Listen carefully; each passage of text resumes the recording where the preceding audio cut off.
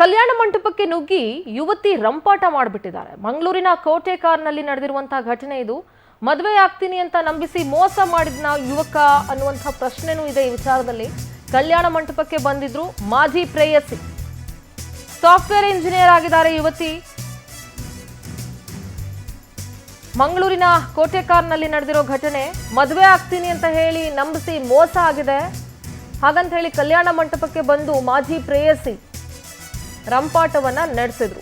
Software engineer ಆಗಿದ್ದಾರೆ ಹೆಣ್ಮಗಳು. ದೈಹಿಕ ಸಂಪರ್ಕ ಬೆಳೆಸಿ ಮೋಸ ಮಾಡಿದ್ದಾನೆ ಯುವಕ ಅಂತ ಆರೋಪ. ಕೇರಳ ಮೂಲದ ಅಕ್ಷಯ್ ವಿರುದ್ಧ ವಂಚನೆ ಆರೋಪ ಕೇಳಿಬಂದಿದೆ. ಮದುವೆ ನಡೀತಿದ್ದಾಗಲೇ ಬಂದು ಯುವತಿ ಗಲಾಟೆ ಮಾಡಿದ್ದಾಳೆ. ನನ್ನಿಂದ 33 ಲಕ್ಷ ಹಣ ಪಡ್ಕೊಂಡಿದ್ದಾನೆ ಅಂತ ದೂರನ್ನ ಕೂಡ ನೀಡಿದ್ದಾರೆ.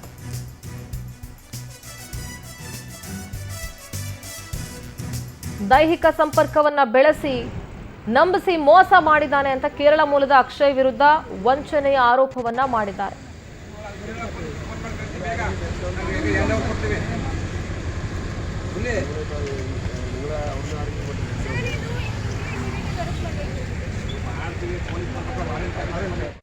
ನಾನು ಅಕ್ಷಯ್ ಅಂತ ಹುಡುಗನ ಲಾಸ್ಟ್ ಇಯರ್ ಇನ್ ದ 2022 ಅಲ್ಲಿ ಶಾದಿ ಮಲ್ಲಿ ಮೀಟ್ ಮಾಡಿದೆ.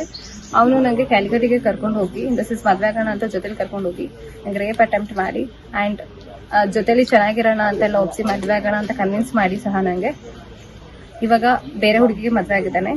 ಅಂಡ್ ಅವನು ನನಗೆ ಅಬೋರ್ಷನ್ ಮಾಡಿಸಿದ್ದಾನೆ. ಅಂಡ್ ಅವನು ಒಬ್ಬ ಡ್ರಗ್ ಅಡಿಕ್ಟ್. ನಂಗೆ ತುಂಬಾ ಟಾರ್ಚರ್ ಕೊಟ್ಟಿದ್ದಾನೆ. 8 ಡೇಸ್ ತನಕ ನಂಗೆ ಲಾಕ್ ಮಾಡಿ ನನ್ನ ಹತ್ರ ಒಂದು ಮೋರ್ ದ್ಯಾನ್ 33 ಲ್ಯಾಕ್ ತನಕ ಅಮೌಂಟ್ ತಗೊಂಡಿದ್ದಾನೆ. ಸೊ ನನ್ನ ಹತ್ರ ಒಂದು 19.98 ಲ್ಯಾಕ್ ತನಕ ಲೆಕ್ಕ ಇದೆ. ಅಂಡ್ 117 ಗ್ರಾಮ್ಸ್ ತನಕ ಚಿನ್ನ ತಗೊಂಡಿದ್ದಾನೆ. ಅಂಡ್ ಅವನು ನನಗೆ ತುಂಬಾ ಫಿಸಿಕಲಿ ಮೆಂಟಲಿ ಎಲ್ಲ ತರ ಅಬ್ಯೂಸ್ ಮಾಡಿದ್ದಾನೆ. ನನ್ನ ಹತ್ರ ಎಲ್ಲಾ ಪ್ರೂಫ್ಸ್ ಅಂಡ್ ರೆಕಾರ್ಡ್ಸ್ ಇದೆ.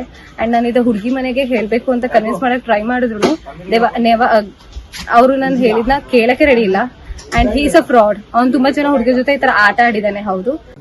ನಾನು ನಮ್ಮ ಮಂಗಳೂರು ಪ್ರತಿನಿಧಿ ಗಿರಿಧರ್ ಶೆಟ್ಟಿ ದೂರವಾಣಿ ಸಂಪರ್ಕದಲ್ಲಿ ಜಾಯ್ನ್ ಆಗ್ತಾ ಇದ್ದಾರೆ. ಗಿರಿಧರ್, ಮದುವೆ ಆಗ್ತೀನಿ ಅಂತ ನಂಬಿಸಿ ಒಬ್ಬ ಯುವತಿಗೆ ಮೋಸ ಮಾಡಿದ್ದಾನೆ ಅನ್ನುವಂಥ ಆರೋಪ ಕೇಳಿ ಬಂದಿದೆ ಅಕ್ಷಯ್. ಸೊ ಈ ವಿಚಾರದಲ್ಲಿ ಪೊಲೀಸರು ಏನ್ ಹೇಳ್ತಾ ಇದ್ದಾರೆ? ಸಿಂಧೂರ, ಈ ವಿಚಾರದ ಬಗ್ಗೆ ಈ ಯುವತಿ ಬೆಂಗಳೂರಿನ ಮಹಿಳಾ ಠಾಣೆ ಮತ್ತು ಕ್ಯಾಲಿಕಟ್ನ ಅಂದ್ರೆ ಕೇರಳದ ಕ್ಯಾಲಿಕಟ್ನಲ್ಲಿ 2 ಕಡೆ ಪೊಲೀಸರು ದೂರು ನೀಡಿದ್ದಾರೆ. ಇದರ ಬಗ್ಗೆ ಪೊಲೀಸರು ಯಾವುದೇ ರೀತಿಯ ಕ್ರಮ ಜರುಗಿಸಿಲ್ಲ ಅನ್ನೋ ಮಾತನ್ನು ಕೂಡ ಈ ಯುವತಿ ಹೇಳಿರುವಂತದ್ದು. ಆನಂತರ ಕಳೆದ 2 ವರ್ಷಗಳಲ್ಲಿ ಇವರ ಜೊತೆ ಸಂಬಂಧ ಇತ್ತು, ಮತ್ತೆ ಮದುವೆ ಆಗುತ್ತೇನೆ ಅಂತ ಹೇಳಿ ಬೇರೆ ಬೇರೆ ಕಡೆ ಸುತ್ತಾಟ ಕೂಡ ನಡೆಸಿದ್ದಾನೆ. ಆನಂತರ ಅಬಾರ್ಷನ್ ಕೂಡ ಮಾಡಿಸಿದ್ದಾನೆ ಅನ್ನೋ ಒಂದು ಆರೋಪವನ್ನು ಕೂಡ ಯುವತಿ ಮಾಡಿದ್ದಾಳೆ.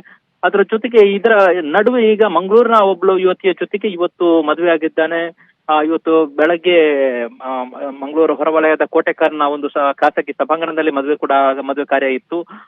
ಆ ವಿಚಾರ ತಿಳಿದ ಈ ಯುವತಿ ಆ ಸ್ಥಳಕ್ಕೆ ಬಂದಿದ್ದಾಳೆ ಮತ್ತೆ ಅಲ್ಲಿ ಹೈಡ್ರಾಮಾ ಕೂಡ ನಡೆಸಿದ್ದಾಳೆ. ಅನಂತರ ಅದೇ ಹೊತ್ತಿಗೆ ಉಳ್ಳಾಲ ಪೊಲೀಸರು ಕೂಡ ಸ್ಥಳಕ್ಕೆ ಬಂದು ಕೋರ್ಟ್ ವಾರಂಟ್ ಅಥವಾ ಪೊಲೀಸ್ ದಾಖಲೆ ಏನಾದ್ರೂ ಇದೆಯಾ, ಆತನ ಮೇಲೆ ಯಾವ ರೀತಿಯ ಕೇಸ್ ಆಗಿದೆ ಅನ್ನೋದ್ರ ಬಗ್ಗೆ ಕೂಡ ಪರಿಶೀಲನೆ ಕೂಡ ಮಾಡಿದ್ದಾರೆ. ಅನಂತರ ಕೇರಳಕ್ಕೆ ಹೋಗುವಂತೆ ತಿಳಿಸಿದ್ದಾರೆ. ಅನಂತರ ಮಂಜೇಶ್ವರ ಠಾಣೆಗೂ ಕೂಡ ಈ ಯುವತಿ ಹೋಗಿ ಅಲ್ಲಿ ಕೂಡ ಪೊಲೀಸ್ ದೂರು ನೀಡಿದ್ದಾಳೆ. ತನ್ನ ಮೇಲೆ ಒಂದು ದೈಹಿಕ ಸಂಪರ್ಕ ಮತ್ತು ಅದನ್ನು ವಂಚನೆ ಮಾಡಿರುವ ವಿಚಾರದ ಬಗ್ಗೆ.